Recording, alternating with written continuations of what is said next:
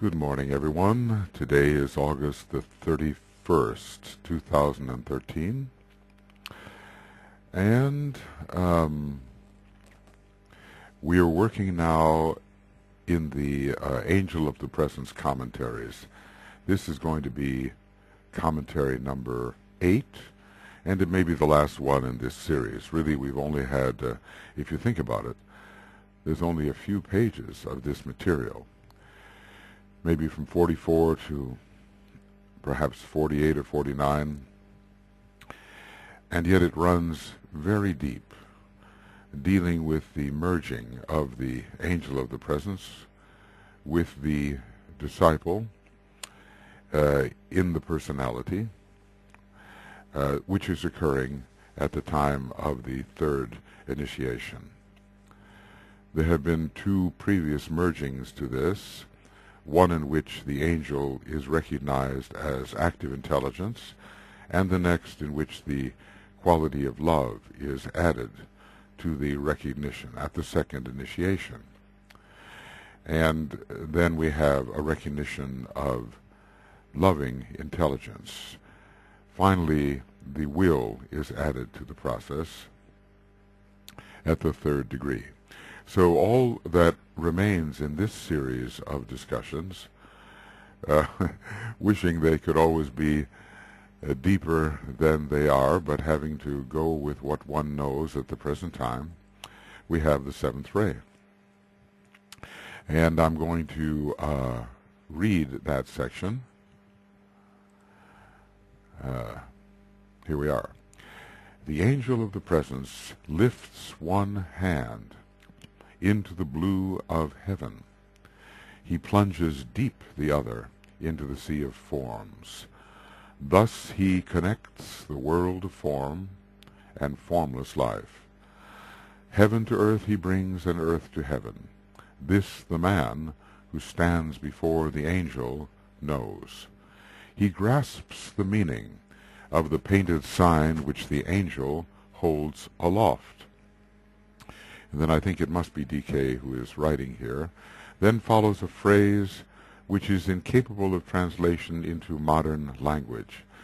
It signifies that complete merging, which the mystic endeavors to express in terms of the marriage in the heavens, and which has been wrongly twisted into the false teaching anent sex magic. This phrase, expressed by a painted symbol, symbolizes complete unity between the outer and the inner, the objective and the subjective, between spirit and matter, between physical and the essential. Then follows, the two are one, naught more remains to grasp, the word is manifest, the work is seen complete, the whole is visioned, the magic work is wrought. Again the two are one, the plan is served, no word need then be said. And we will have some further discussion of 3 paragraphs before the new section about the cycles of egoic appropriation. Well, okay, let's take a look at this. We've all seen the tarot card of the magician. It's a Mercurian card. It's one of the first cards, isn't it? The one that follows the Fool. And I suppose the right hand of will is lifted into the blue of heaven. The blue is important because it suggests the love, wisdom, ray, and the general, that general second aspect of divinity, which seems to be so characteristic of our local cosmos. Certainly it is characteristic of our system, the system of the blue logos. Okay, I think. So we have the magician showing his particular stance, one hand above, And from there, from the heavens, the inspiration can come, and the contact with the higher energies, which must be united with the lower. Okay. Now, deep, he is working, the angel is working as usual on the higher mental plane. In these stanzas, on the higher mental plane. He plunges deep, the other, into the sea of forms. Now the sea suggests matter, right? This word sea suggests matter. Water and matter are the same, and in this sea, on three lower planes, there are many forms, some of which may have been created in response to a higher impulse, but many of which are created simply in response to desire. So here we have, he is connecting, I mean, this is quite obvious. Not too many words maybe are needed to describe what is going on here. He has connected heaven with earth. He is capable of working in the lower worlds. I'm just going to take a look here at the tarot card of the magician. Let's see here. Maybe this will do it. And we'll tarot card magician. Okay, well, there it is.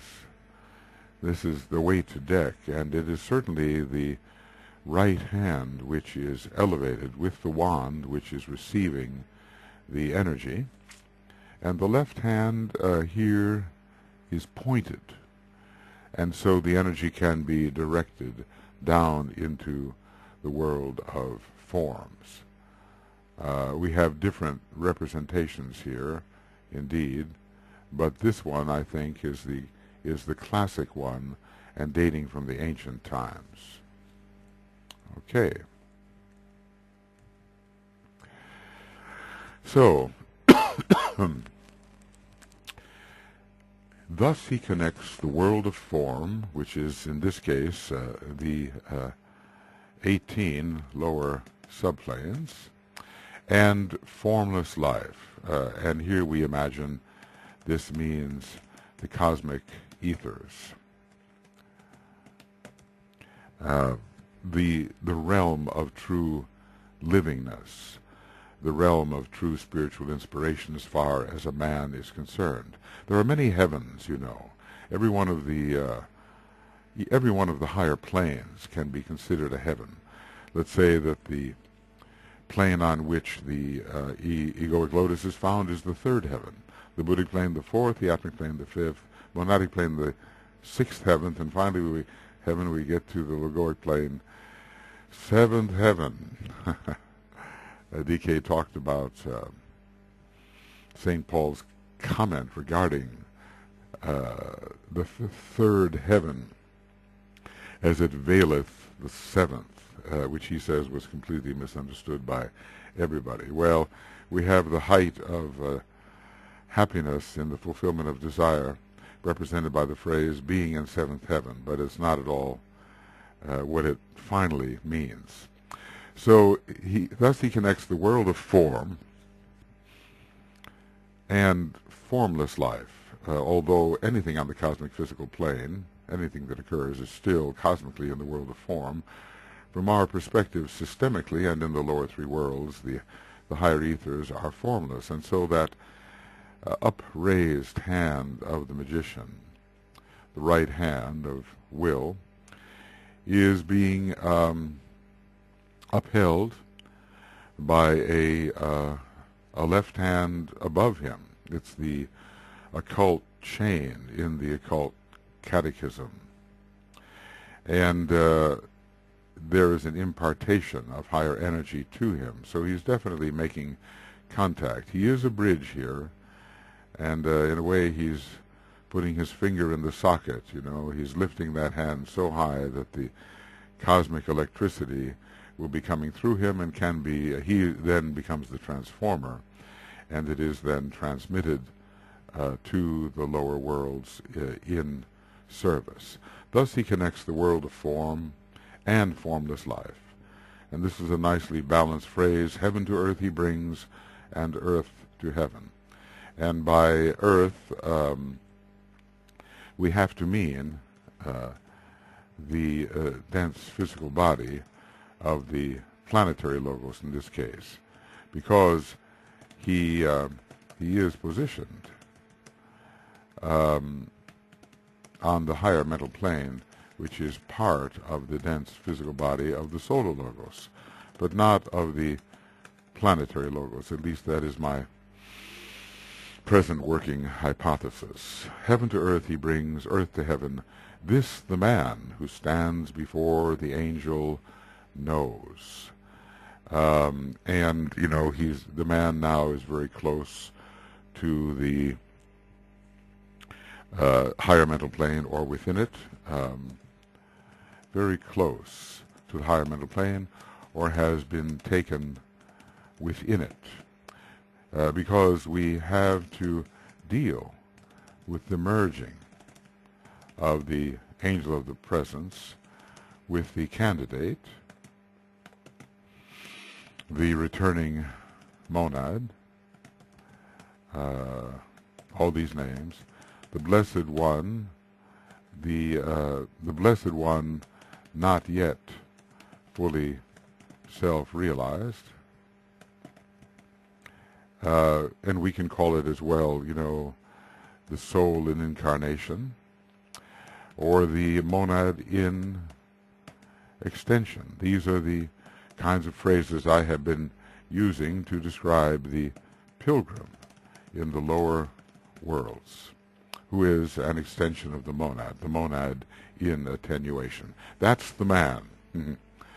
That's who the man is, and he has climbed to the middle point, which is the egoic lotus, which is considered a kind of heart center of the monad. He is entering this realm of love and light, having trodden the lighted path thereto.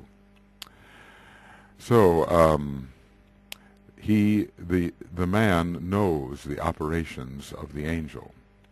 He knows what the angel is doing. We remember in the first ray, this it focuses in the head of him who stands before the angel. That was the first ray pilgrim. Now we have here the seventh ray pilgrim, who is going to stand face to face, or is standing face to face with the angel, preparatory to the merging. Okay, all of these stanzas are about merging, and I suppose every one of us wants to experience the full soul infusion, so that this energy from the hearts of fiery love, this bridging energy, can suffuse our consciousness and characterize our relationship to all things in the lower three worlds. And we are getting a lot of assistance in this. We're getting a lot of help. A great deity, or let's say a very, very advanced human being who has become more than man, he's become a member of the fifth creative hierarchy, is assisting the human beings in this solar system to achieve a status similar to his own. So we're not doing this entirely by ourselves. As we call, as we summon, as we invoke, there will be a response from those higher monads than our own monad. Of course, in a way, all monads are one, and all are at exactly the same state of being, though not the same state of expression in objectivity or in matter form. So he's calling the Great One to assist him invoking the Great One, the first master whom we encounter, the angel of the presence, the solar angel via the angel of the presence is the first master, and we are attempting a merging with this being. The angel of the presence has fused itself with our own egoic nature. The two, in a way, are one, and we are merging into our higher self, which has received an endowment, so to speak, of the presence and consciousness of the solar angel in the form of the angel of the presence. And so as we merge with our own egoic nature, we're merging with a structure which has been built and sustained, well, built largely because of the solar angel, and sustained through its efforts via the angel of the presence, and sustained also via the monad. We're entering a higher aspect of our own energy system, but in a way that angel of the presence has become merged with and one with this higher aspect of our energy system. So in a way, it's not different from what we are. It has its own origin, of course, its own monad, but it has become a kind of energy which has fused and blended with what we are on the higher mental plane. And in a sense, it is what we are on the higher mental plane. It won't always be. We may later retain what it has given and the vibrational level which it that it has with which it has supported us, but it will go its own way, and we will be left with the result. But for the moment, on the higher mental plane, we are at least partially what it is. Now here is the man at work again. It's the man, the candidate, the pilgrim. He, and I'll just say here,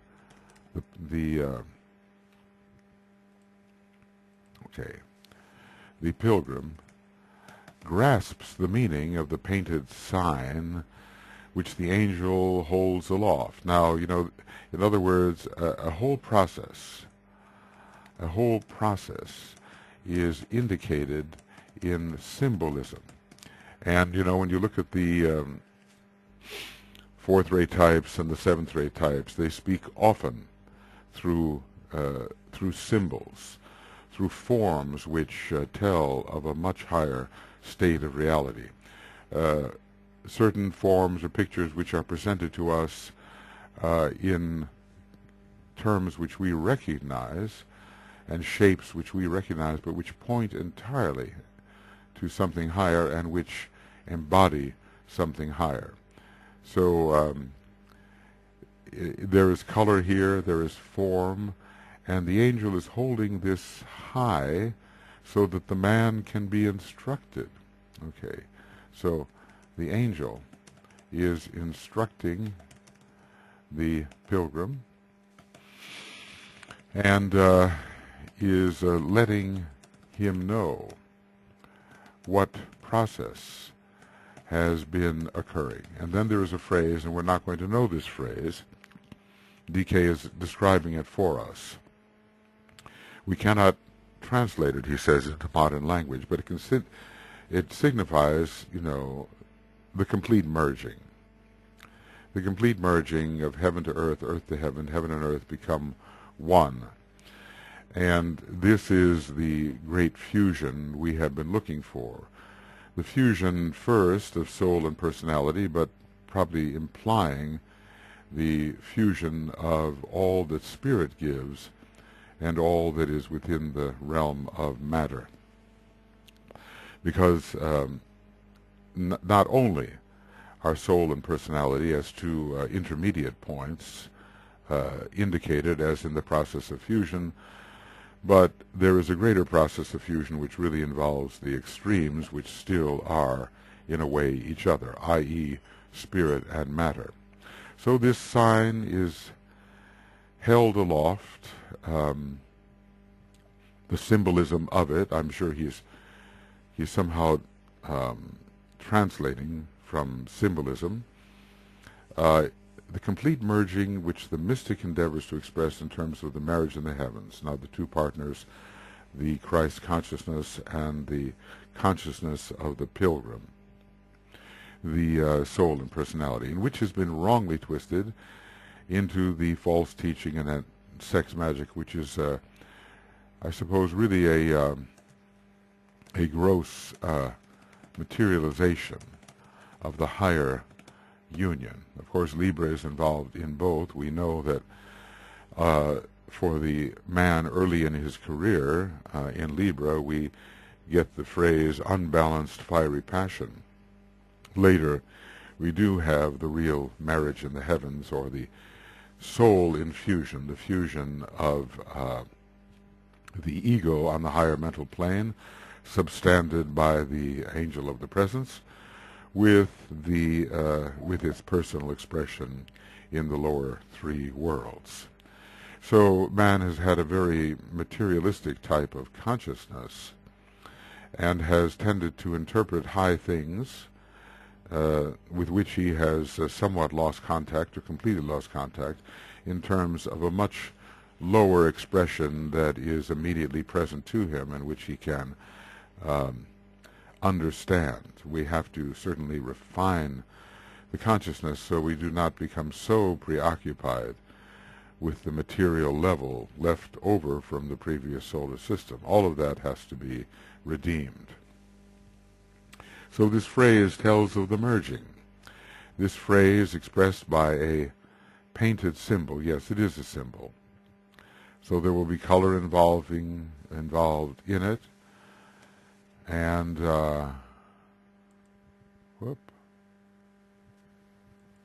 okay, looks like I did something here. Suddenly lost my, all right, expressed by a painted symbol. And it symbolizes complete unity between the outer and the inner, the objective and the subjective, and yes, in fact, extending all the way to the uppermost parts of the cosmic ethers, the spirit and matter, that of which form is consisting in the lower worlds. If you think about it, matter is built into form. Form relates to the second aspect of divinity and to the geometrizing, structuring of the material element, which is built, which comes into relationship, the constituents of which come into relationship with each other according to this sustained, subtle form related to the second aspect. And if it's of God, it will be geometrized. Okay, so this phrase expressed by a painted symbol symbolizes the complete unity of the outer and the inner. And when we think about this, we may wonder, well, what really does that mean? But it's the two really have become one. And it's as if the customarily perceived duality no longer exists, as if personality really is soul, and soul is really the transpersonality. So one field emerges from the two. And, of course, in a way they do, I suppose, maintain their own integrity, but in such a harmonious and cooperative way with each other that they might as well be completely one. We don't have complete homogeneity. Complete homogeneity is of the spirit alone when we deal with the one substance, the one substance. But at least we have such a harmonious relationship that there is a harmonious interplay in all matters and no resistance of the lower to the higher. The lower becomes the complete expression of the higher. Well, at least the complete, all that is possible as an expression. Because to a certain extent, I suppose, all lower prakritical dimensions, dimensions of matter force, must somehow place a constraint upon the full expression of a higher dimension of matter force. Nevertheless, the usual obstacles and resistances and deflections and barriers are gone. So complete, in other words, whatever I am as a soul in the causal body, I can pretty much and almost completely show right here and now in this vehicle. This phrase, expressed by a painted symbol, symbolizes the complete unity between the outer and the inner, the objective and the subjective. The soul is always subjective. The higher mental plane is considered subjective.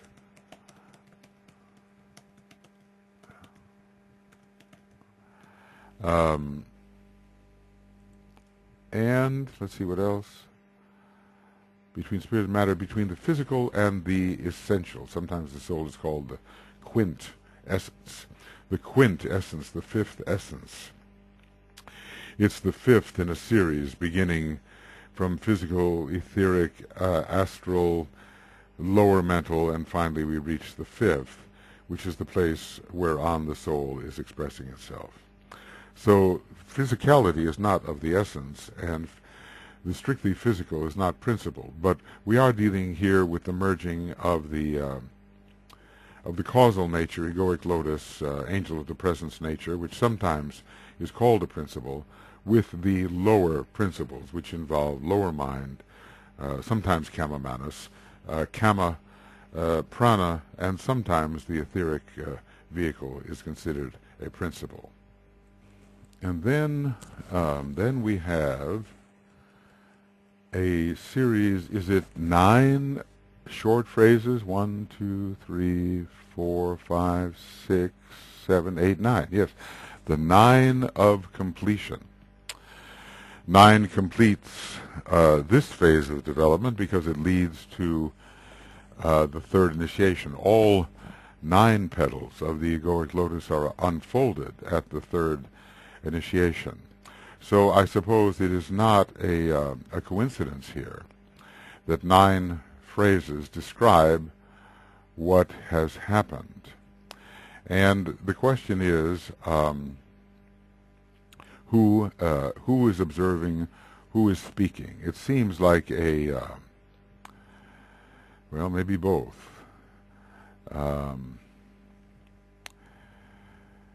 Maybe from the higher perspective, these words are issuing. But also we can see that the self-realized man, or at least at a certain stage of self-realization, the pilgrim who is realizing himself to be the soul, and who realizes himself at one with the angel of the presence, could say some of these phrases. Well, the two are one. Obviously, the soul and personality have merged, the angel of the presence and the pilgrim have merged. And in all that the pilgrim does, he feels the supportive presence of the angel of the presence. Naught more remains to grasp at this phase of development. Now, obviously, the pilgrim is going to move on. Once the angel of the presence has returned to the heart of the sun, or maybe to the central spiritual sun. It's really the return of the solar angel, who in a sense, how can we put it, the solar angel withdraws that aspect of itself which it has invested in the matter of the higher mental plane to create and substand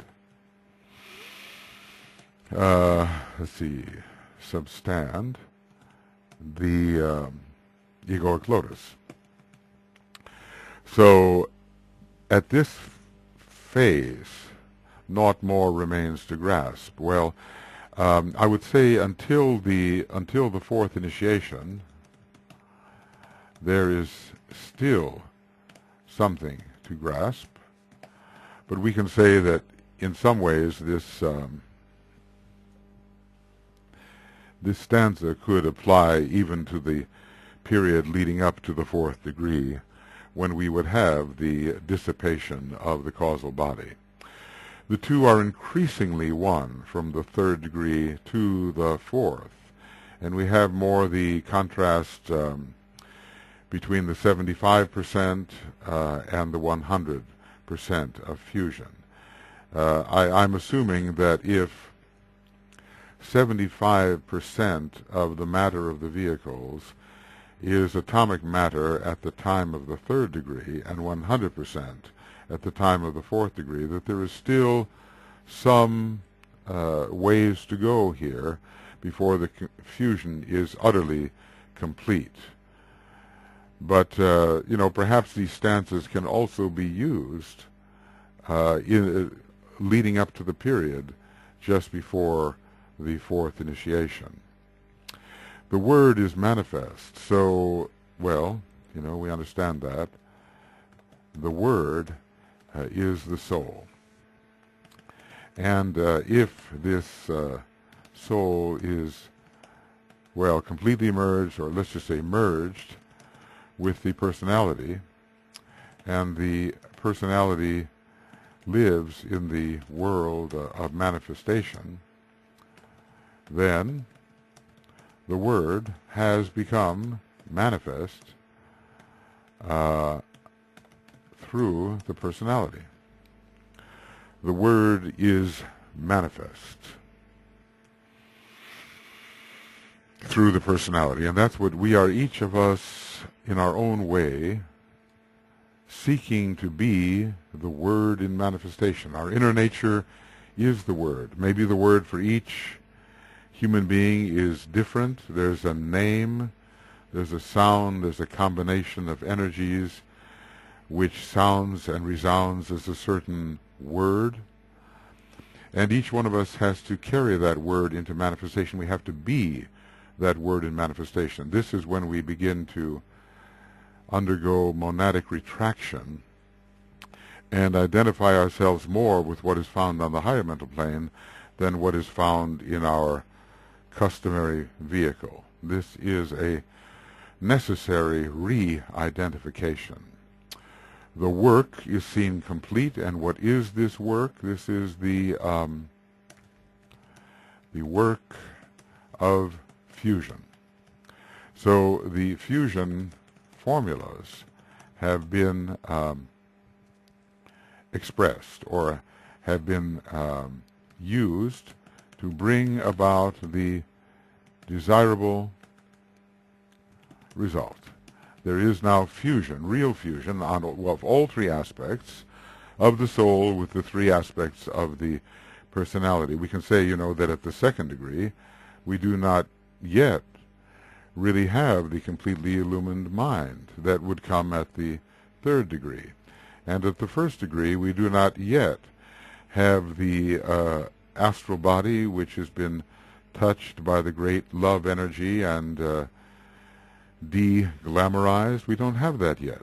But now at the third degree, we have all three aspects uniting, and each raising an aspect of the personality into a transfigured state. We do have Uranus affecting the mind, bringing occult mind and realization. We do have Neptune, the home of the solar flames, affecting with heart of the sun energy, the astral body.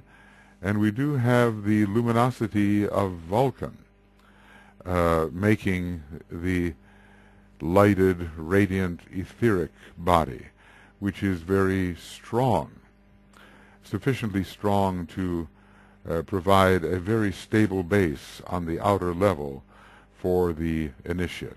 We have a transfiguration here with Uranus, Neptune, and Vulcan, and thus the work at this point is seen complete. Now, so at the third initiation one can reveal.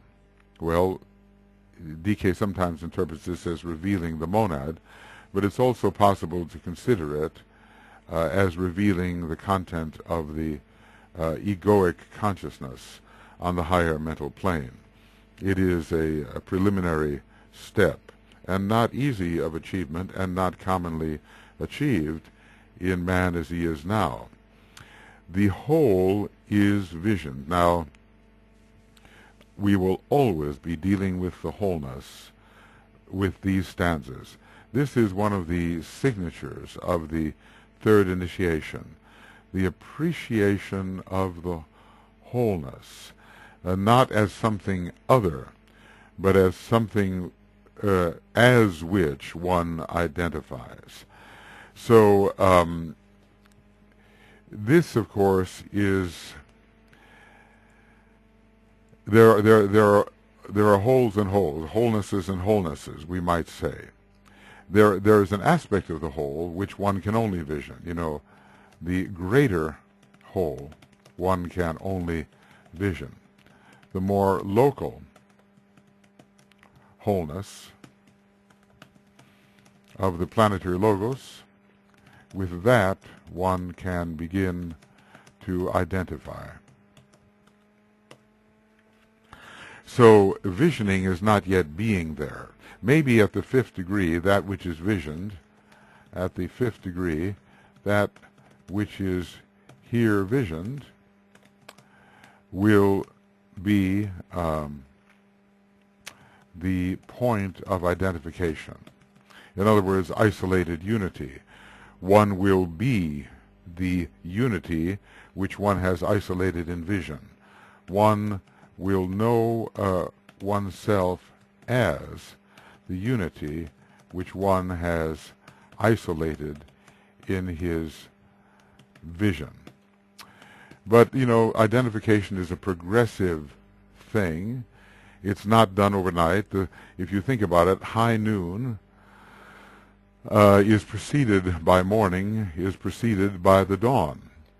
Sometimes we act as if enlightenment will come instantaneously, and we hear stories, you know, that I'm recalling a story now of the famous Buddhist teacher, almost given a kind of the status of a deity, Tsongkhapa,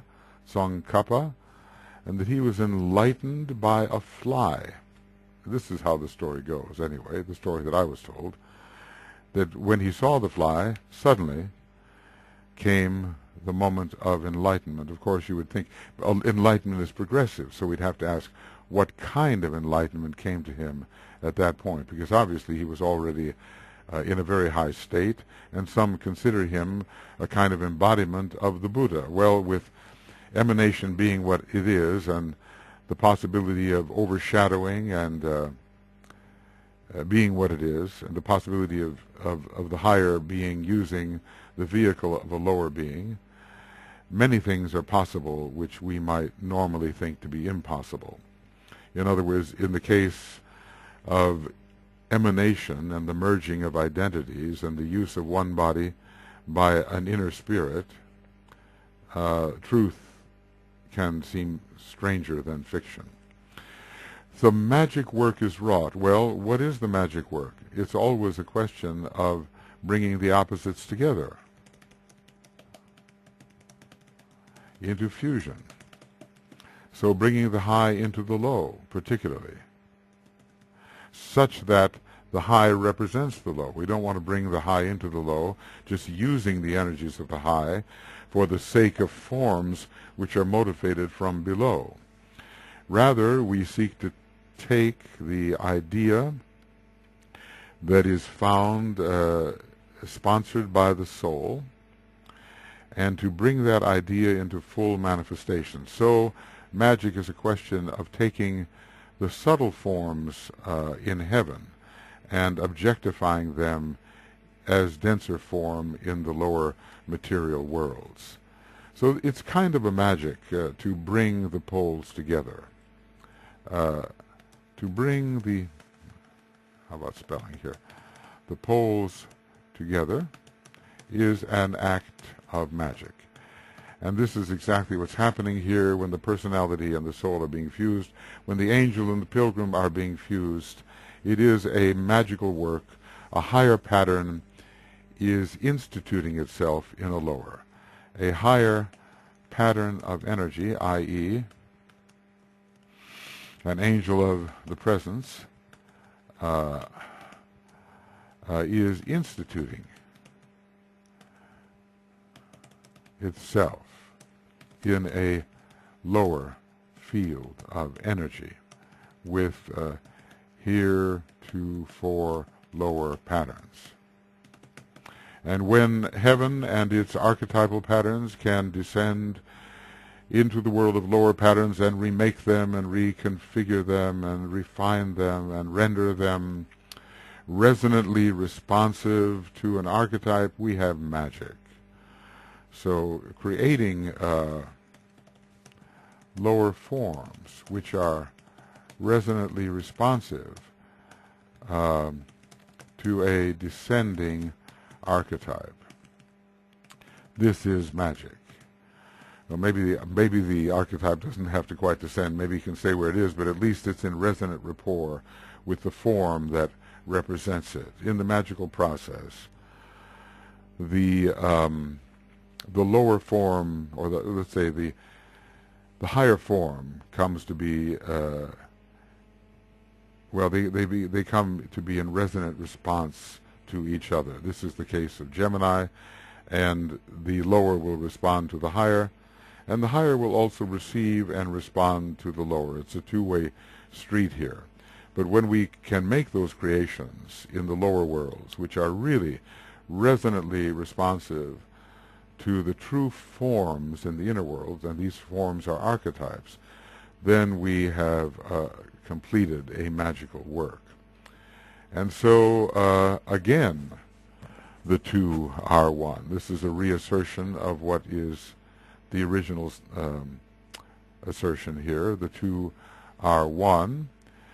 And this is an even more complete description of the two becoming one.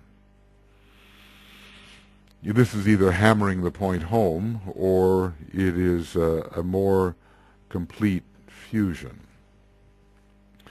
Well, the final fusion will really be when the monad walks the earth in a Maya Virupa, or the monad can express itself as much as possible through an etheric structure. That will be a still higher blending of two into one. I think so much of our life is the overcoming of duality. We are here in this very dualistic lower 18 subplane fields. We are adjudicators between the pairs of opposites. The pairs of opposites on our planet are very accentuated. The polarities are very accentuated. We have, let's see, what is it? Let's take a look at Earth School here just for one moment again. If we went through Esoteric Psychology 1 and we went backwards, that wouldn't be it. We'd have to go into Esoteric Astrology and go healing and go backwards. So Earth School calls us the School of Magnetic Response. Another name given to its pupils is graduates of painful endeavor and adjudicators between the pairs of opposites. Its graduates are said to undergo examination upon the third subplane of the astral plane. We wonder whether that would be the cosmic astral plane, because we have real graduates here. Now, what is a graduate? Is a graduate, I suppose, an initiate of a very high degree? Is a master considered to be a graduate, or does one have to be a 7th degree initiate to be a graduate? Well, anyhow, it's interesting. The third subplane may be the third from the top, and it's the highest of the planes of Brahma. And perhaps this is an examination to see whether we have overcome the dualism related to the third aspect in such a way that we can enter the fusion and union, unity provided by the second aspect. Well, there's still some mysteries there, I think. So again, the two are one, and notice the impersonal tone. In other ones, I serve the plan, I serve with will and love, and so forth. But there is the objectivity of conclusion. When we finally reach the end of a synthetic process, we maybe stand back and do not involve the sense of I-ness so much. Let's take a look here at how it is stated by a number of these who have achieved. With all I have, I serve the plan. I therefore serve the plan. I serve the plan. See? I will with love to serve the plan. I serve the whole. And I serve the plan. Well, with will, and then we get to the 7th stanza, and there's no I in this at all. It's the plan is served. No word need then be said. Isn't that interesting? It's as if we have stood back, and where is the I in all this? We are into the passive voice, grammatically speaking. And so the emphasis upon the individual is negated. But as a result of all of this, fusion, union, wholeness seen, local wholeness identified with, magic completed, the two being one, because that is the factor of relationship which the seventh ray can provide. It can particularly bring heaven to earth and earth to heaven. As a result of all this, we stand back and we simply say, we who have now a more remote and objective position, standing back, emerged with the angel of the presence, that in all this the plan is served. Because the plan must come to earth, that is, must show itself and work its magic in the lower 18 subplanes. It may come from an atmic formulation of a monadic purpose, but it must descend into the lower 18 subplanes and there bring about a reconfiguration of relationship. So with objectivity and with distant vision, as a result of these consummations, some voice, some observer, notes that the plan is served, and then notice there was no word, there was only a symbol, a painted sign with a painted symbol, and it was held aloft for inspiration. When all of this is completed, no word which brings about further activity is needed. All is obvious, all is transparently apparent, and no further words are needed to explain the process or to move the process forward. So we have a real consummation. And at all true consummations, as with all true works of art, any further addition in terms of color or sound or word simply reduce the quality of that which is already achieved. So we have the sense that we've really come to the end here, end of the fusion process. And nothing needs to be added to it or taken or can be taken from it. This is heaven on earth. This is soul as personality, personality as soul. This is well, it's the seal of Solomon, really. The higher triangle into the lower into the higher, with the point at the center. I think in a way King Solomon's seal describes this. King Solomon's seal with the point at the center describes this. Okay.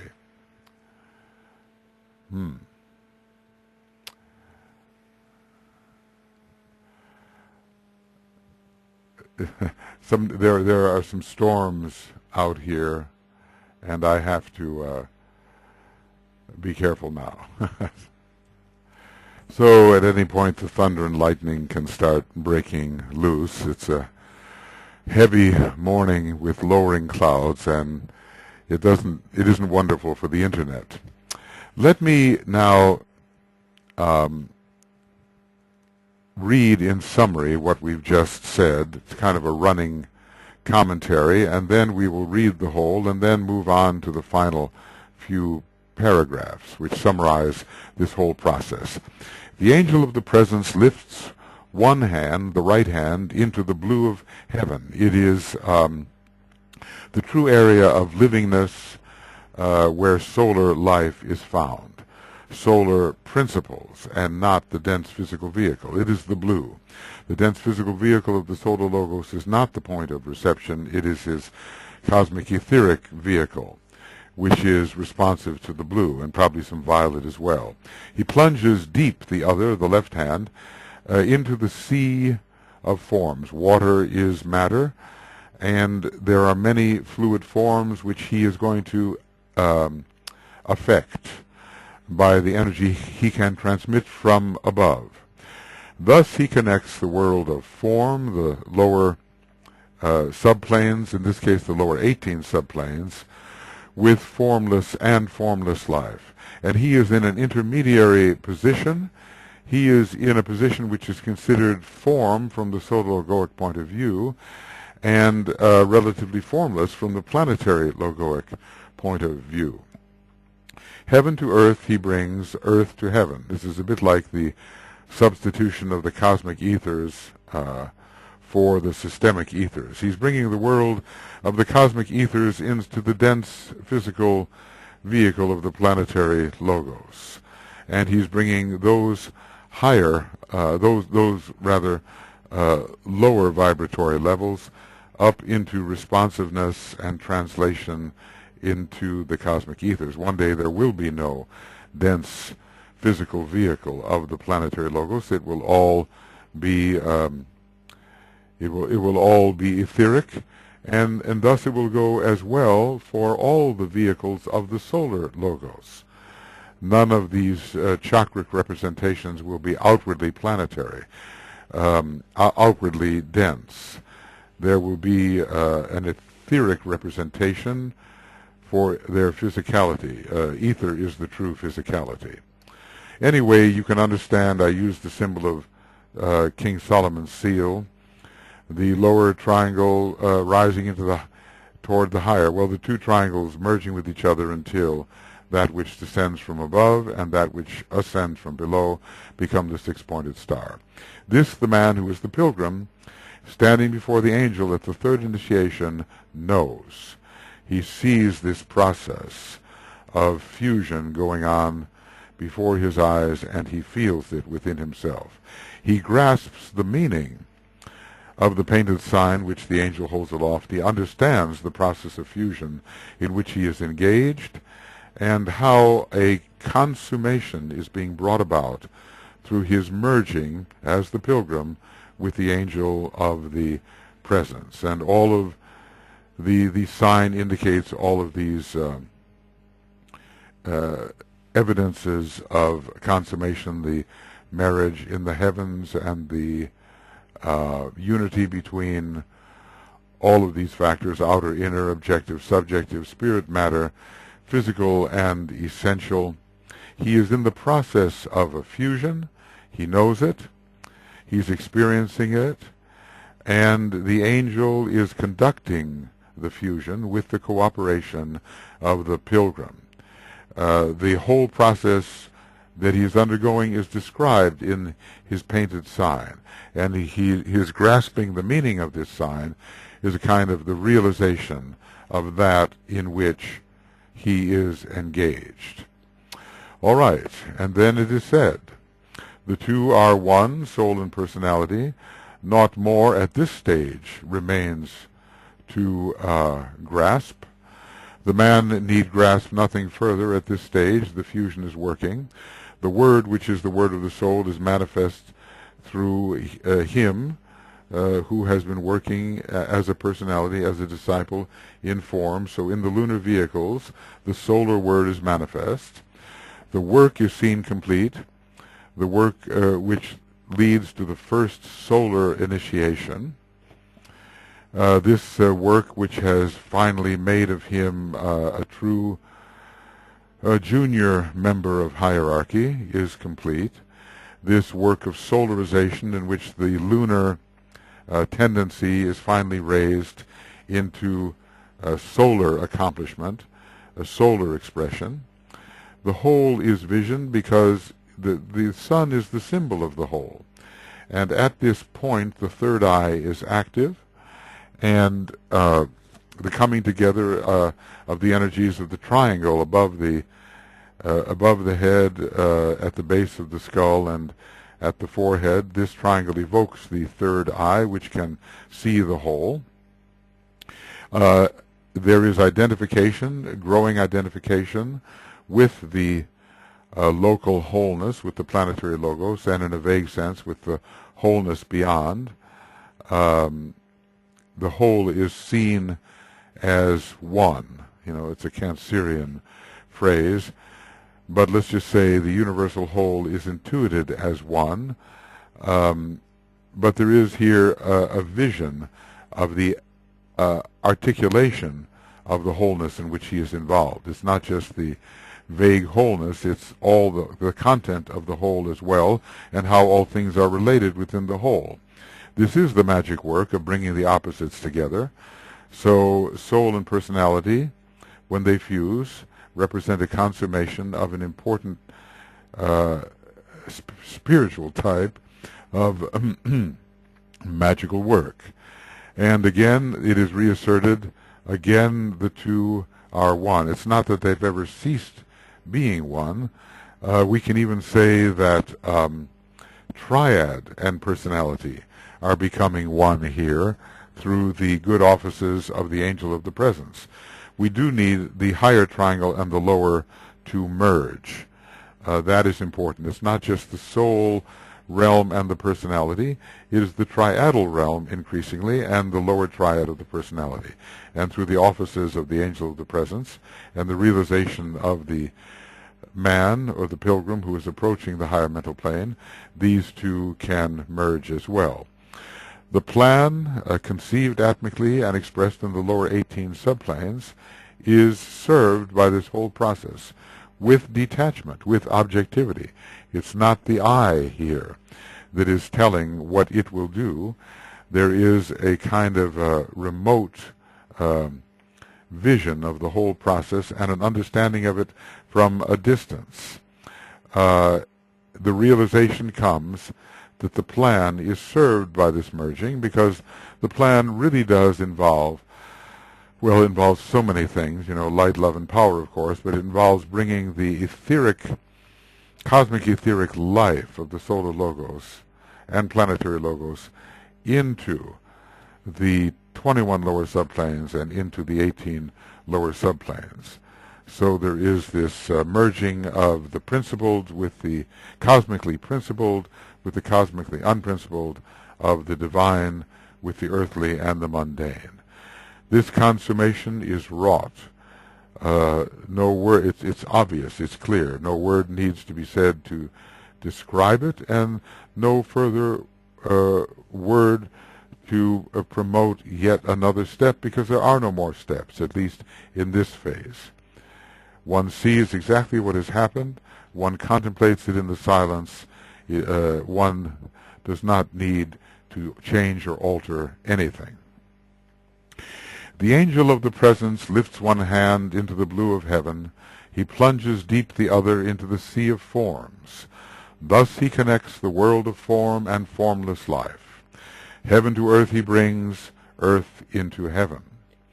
This the man who stands before the angel knows. He grasps the meaning of the painted sign which the angel holds aloft. And this symbolic phrase is described by the Tibetan.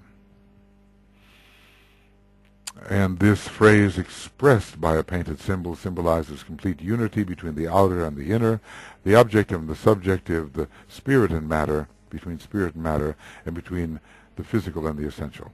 Then the stanza goes on, the two are one, naught more remains to grasp. The word is manifest. I just thought of the word grasp. It's grasp with the mind, but it's also desire ceases here because the consummation has occurred. So we need not grasp anything further to contribute to the consummation. The word is manifest. The work is seen complete. The whole is visioned. The magic work is wrought. Again the two are one. The plan is served. No word need then be said. Okay, friends, we have completed, such as the completion is, this discussion of the Angel of the Presence stanzas, which deal with initiation.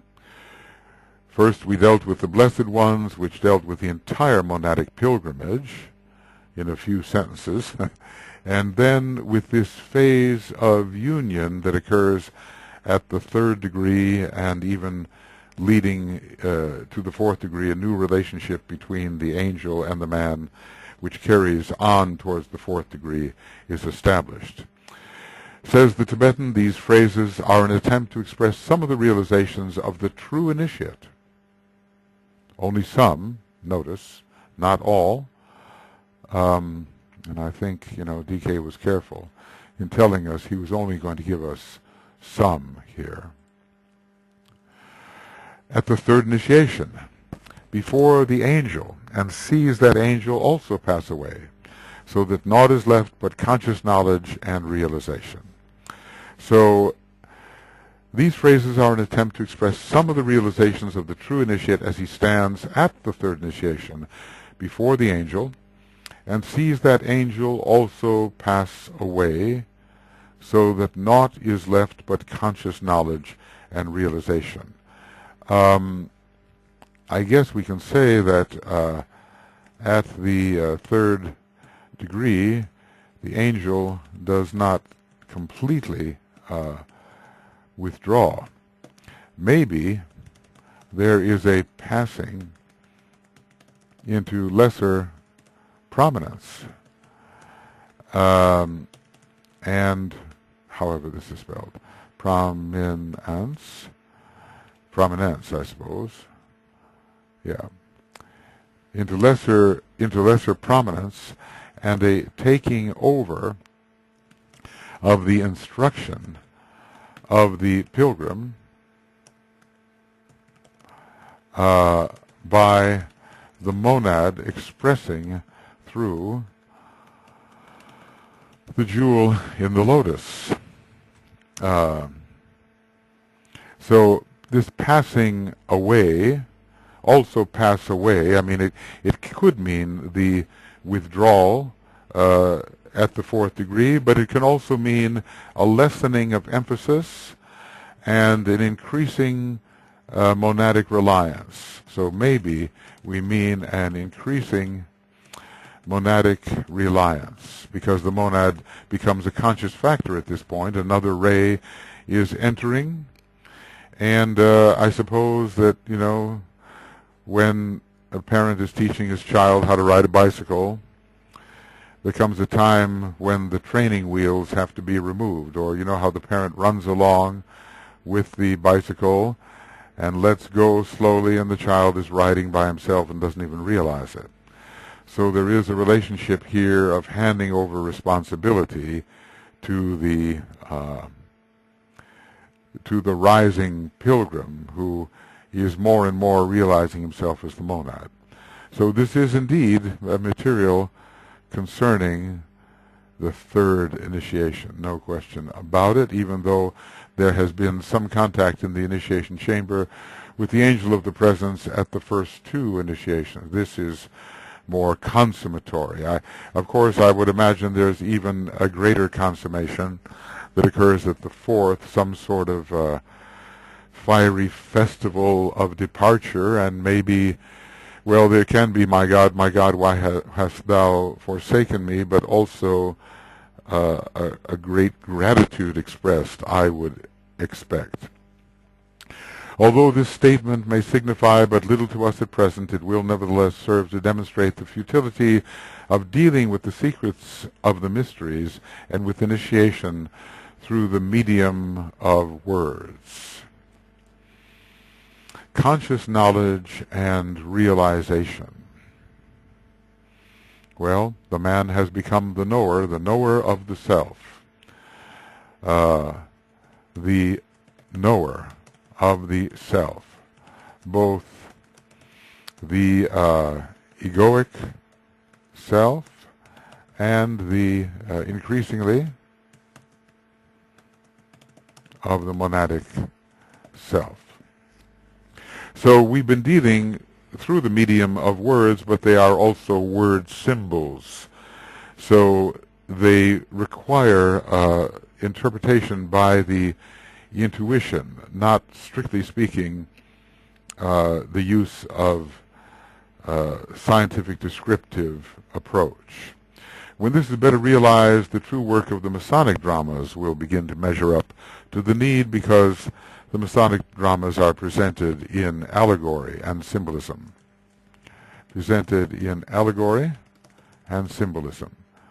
And we do not have the descriptive use of mind as we might with the third and fifth ray. This section expresses some of the basic emerging truths which will carry meaning to the senior disciples and initiates of the world who are battling at this time in the service of the plan. So I guess a certain, even though it's Esoteric Psychology Volume 2, and the Tibetan said this is pretty much for initiates of the first degree, we have material here which is suggesting occurrences at the third degree, when a man is the pilgrim approaching causal entry, causal focus, the ability to focus at will within the causal body, and thus merge with the angel of the presence. These initiates, these senior disciples, are present in the world at this time, and their work is bearing fruit, but they need at times the incentive, and only at times, of the future achievable glory to carry them on. And when dealing with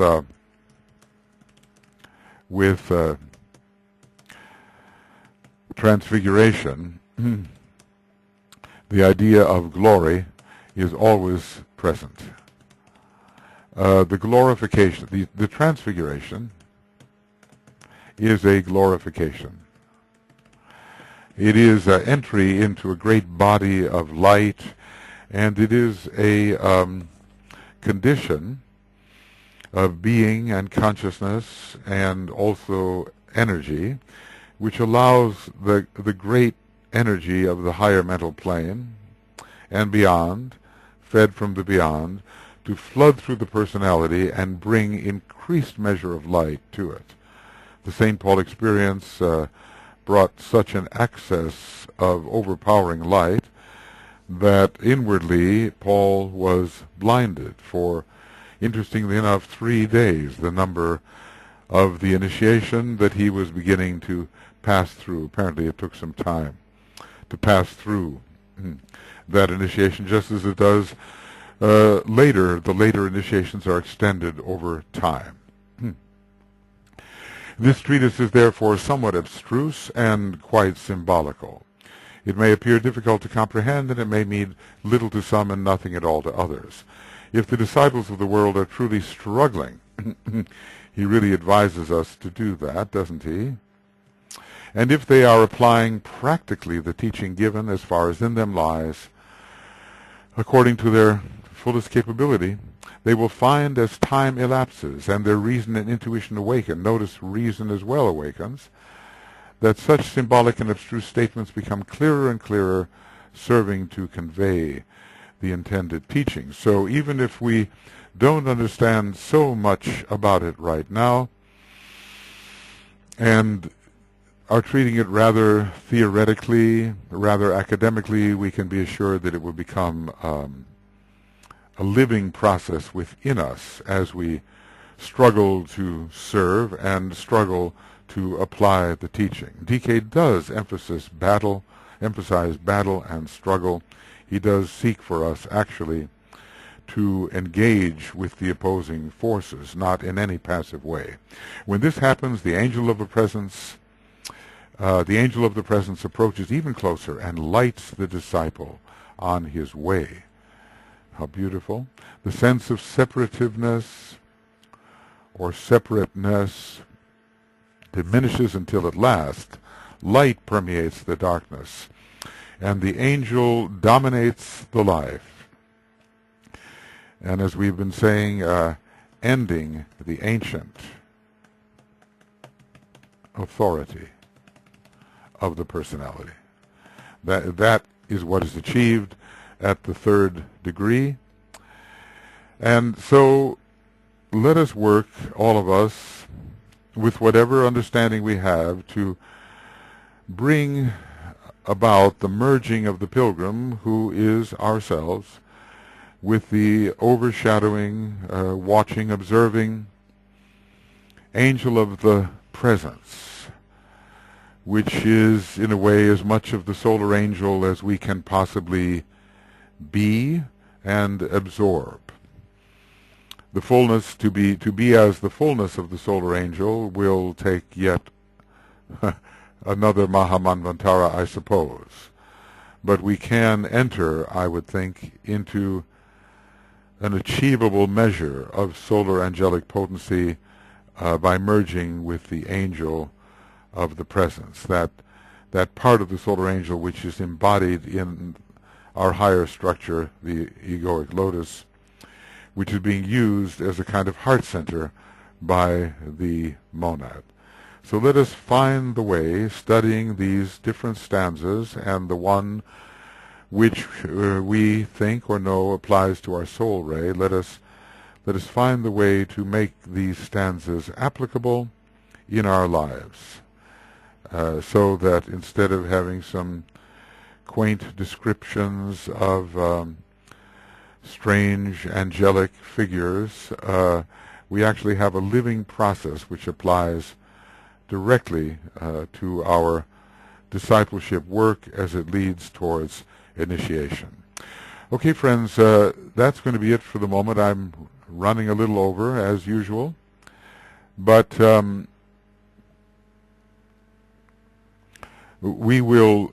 will continue to work, I think, in esoteric psychology. He says it's an abstruse book. It's this treatise is therefore abstruse and quite symbolical. He didn't just mean only what he's describing in this particular section. He says this treatise is the entire treatise of the seven rays, and we have to realize that when dealing with the 246 line, symbolism is very important, and here he is also bringing in the seventh ray line. So there's so much of practical usefulness to the advancing disciple in the esoteric psychology book, but it's deeper than we think. It is, I once said to a friend, I said, well, the earlier books, the easier books like esoteric psychology, I certainly regret saying that now that I know more about what they're really trying to convey. So let's see if we can study such things as the integration formulas and the fusion formulas together, and also go to Esoteric Psychology Volume 1 and maybe study the names of the Ray Lords and the particular sentences related to the Ray Lords and the stanzas there. It'll take a while, but maybe this question of the seven ray energies, their presence, their utility will become ever more real to us as a result. Okay then, thank you for listening thus far, and we'll continue with our work in esoteric astrology, then psychology. Then I'll get back to a treatise on cosmic fire. The stanzas of Xian, though written out in interpretive form, I think need to be discussed. And also there is the whole second section of the rays and the initiations. The first section has rather complete commentaries on it. It still could do with some discussion, but the second section has not been discussed at all, at least here, and no commentaries have been written, so I'll be working on those, as well as this sort of video book on the egoic lotus, and hopefully on physiognomy as well. Well, we'll be talking to you, and see you soon. Bye-bye.